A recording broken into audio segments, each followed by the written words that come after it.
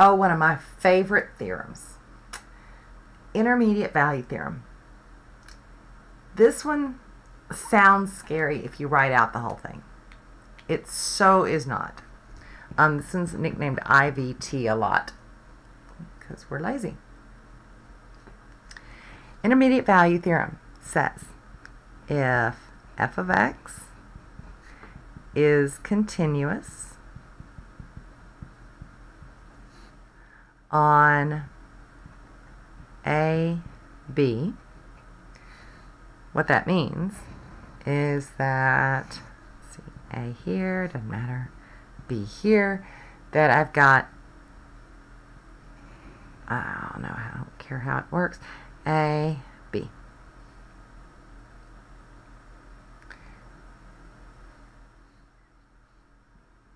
And f of a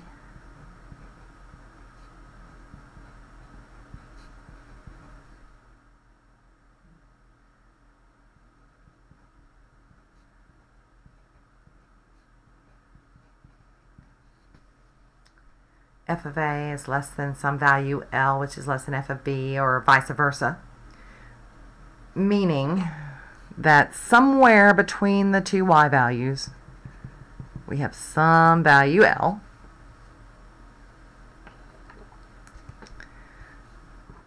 Then there must exist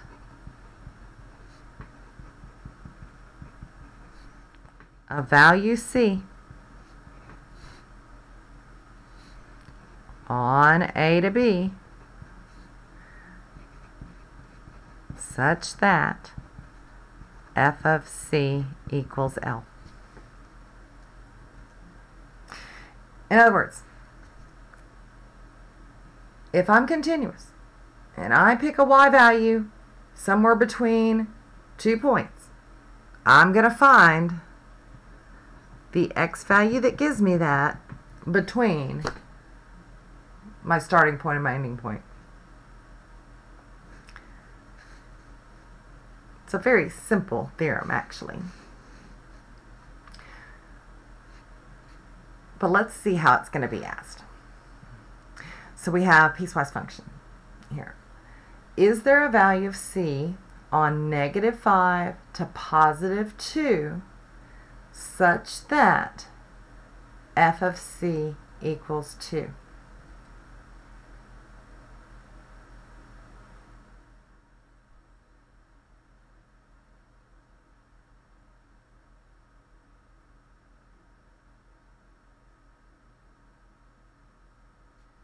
Well, yeah, there is. There's one right there. And let's talk about what we're looking between here and here. Yes, there is a value of C.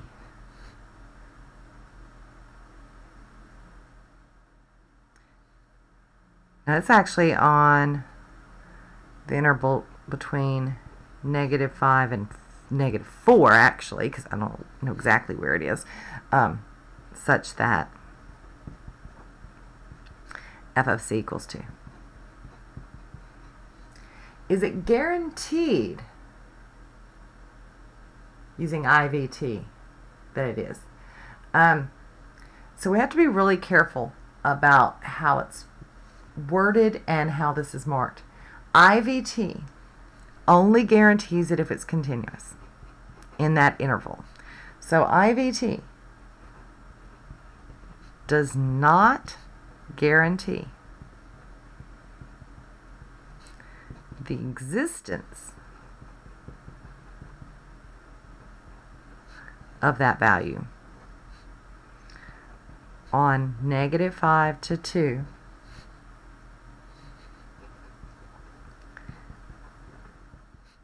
such that f of C equals 2, because why? Well, because f of x is not continuous at x equals -2. At that point, we are discontinuous, and that's in the interval that we're looking in. What about the next one? Is there a value of c in -1 to 5 such that f of c equals 2? So -1 to 5. Ooh, no.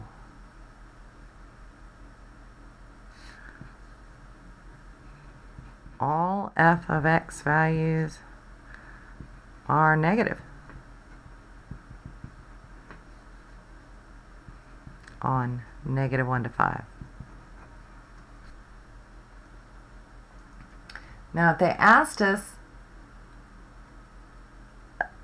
to use IVT, we would say that although f of x is continuous on that interval,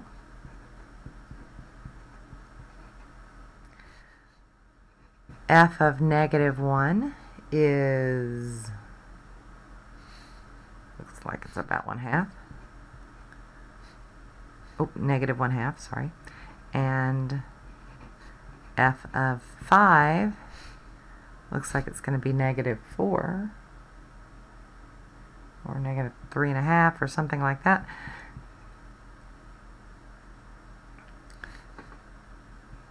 F of c equals 2 is not between them.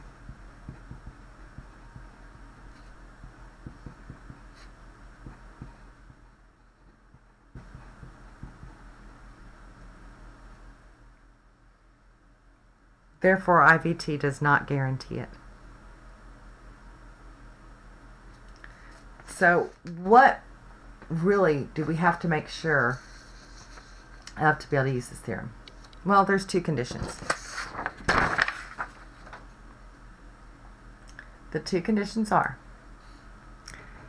f of x must be continuous on that interval, and f of c must be between f of a and f of b. So let's look at a couple and see if we can prove. I think I lost you for a second there. F of x is continuous on the interval from -1 to 3 because it's only discontinuous at x equals -2. So it's being continuous on the interval given. Now we have to check f of a and f of b. So we need to plug in each of the endpoints. F of -1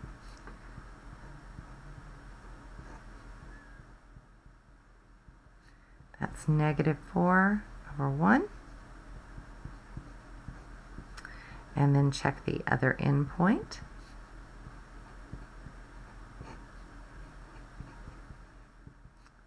(0/5), which is 0. And they're asking about 2/3. So we know that we have a y value of -4. We know we have a y value of 0. Can you prove to me that there's going to be a y value of 2/3? No. All I know is that I've gone through from -4 to 0. I don't know if it goes up, keeps going up or not. So it is not known.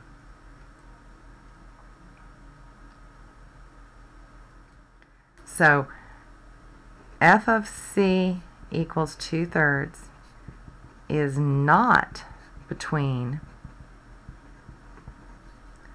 f of -1 and f of 3. Therefore, IVT does not guarantee a C such that f of c equals 2/3. Now, just on that interval, could it happen somewhere else? Yeah, it could. But we're only looking at that interval. So same function. This time, the interval's from -4 to 1. Well, wait a minute. F of x is not continuous at x equals -2. Therefore,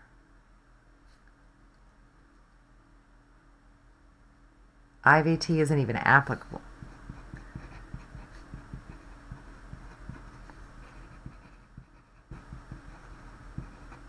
We can't even go any further.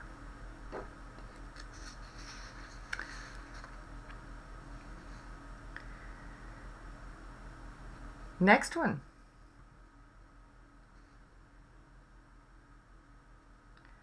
All right, so we have an exponential and a trig function, both of which are continuous.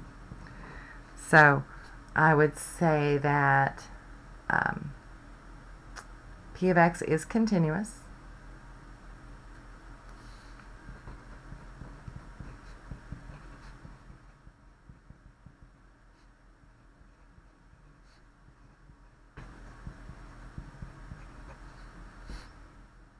Now I need to check my endpoints.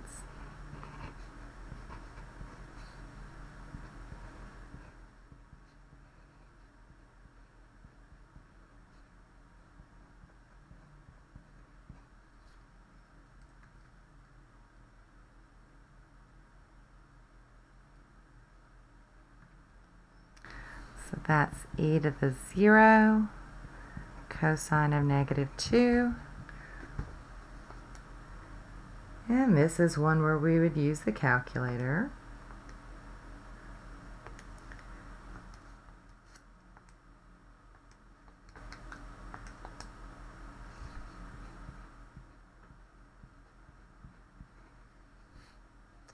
Now I need to check my other endpoint, p of 1.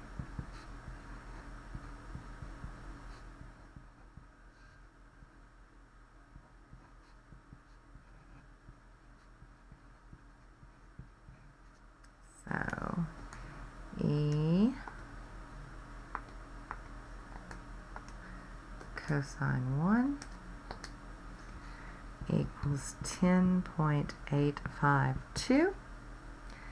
And we're trying to see if we're going to have a y value of 5. Okay, well,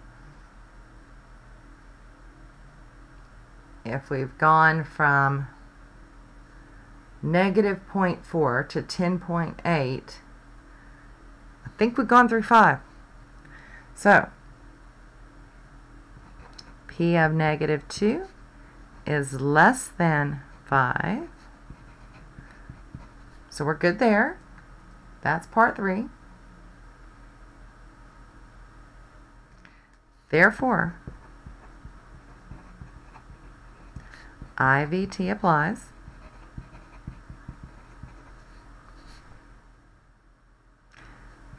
There exists a C on that interval such that P of C equals 5. So let's see what that value is. P of C plus 2 cosine of C equals 5. Oops, P, that's an E. Gosh, I'm tired today. So this type of function, they would not expect you to do by hand. So let's talk about how you would solve that with a calculator. Okay, go to y equals, type in your function.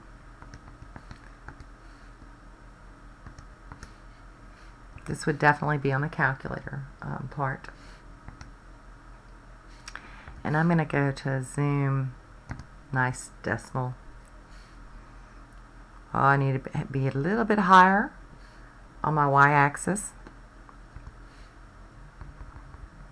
So let's get a 6. So here's my function.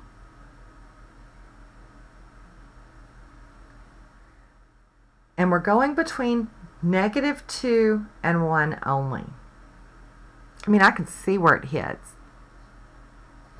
So I'm going to go second calc, intersect, inner. That's between -2 and 1. And it gives me the x value, or that c value that's at that intersection. So that's -0.334.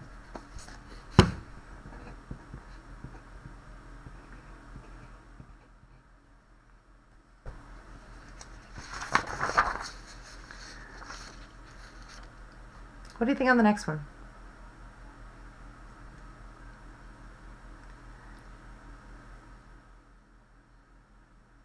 Is it continuous on that interval? Yeah. F of x is continuous on -1 to 1. It is discontinuous at x equals 2. And we're good. Now we're supposed to check our y values. So f of -1, that's -1 over -3, 1/3. Check our other.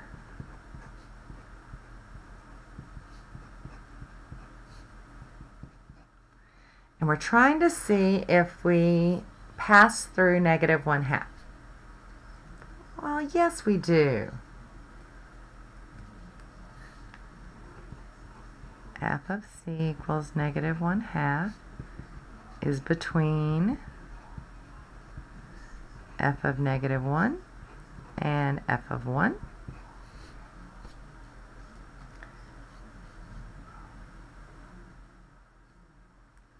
Therefore, IVT applies on -1 to 1.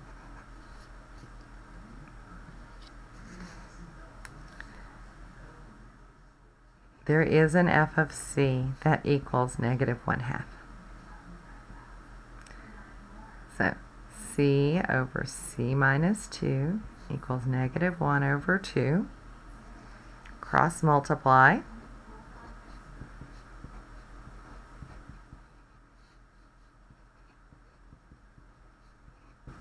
That one was a lot easier to solve.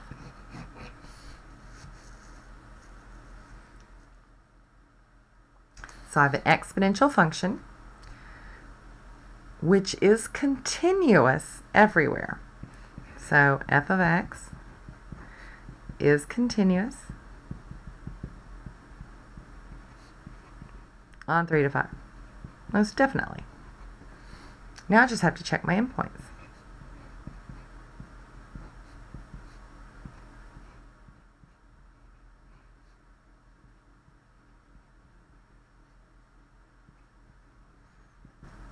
So that's 0, which anything to the 0 power is 1.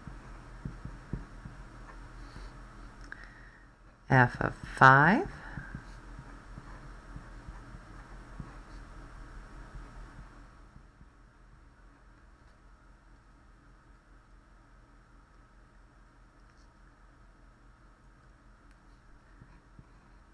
So that's -1/2 to the -2. Well, negative exponent means I'm going to flip it. So that's going to be -2 squared, which is 4. So I've got -2 and -6.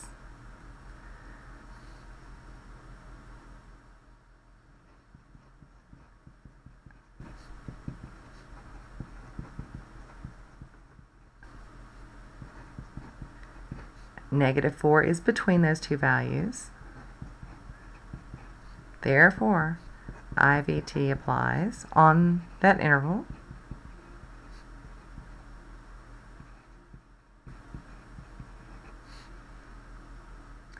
So let's find the value.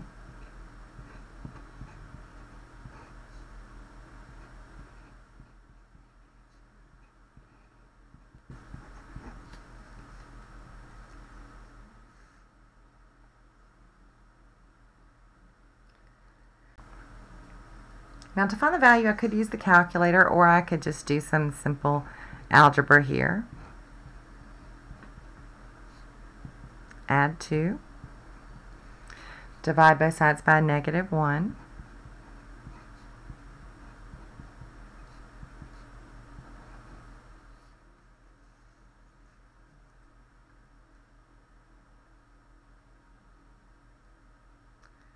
One half is really 2 to the -1. So that power to a power you multiply.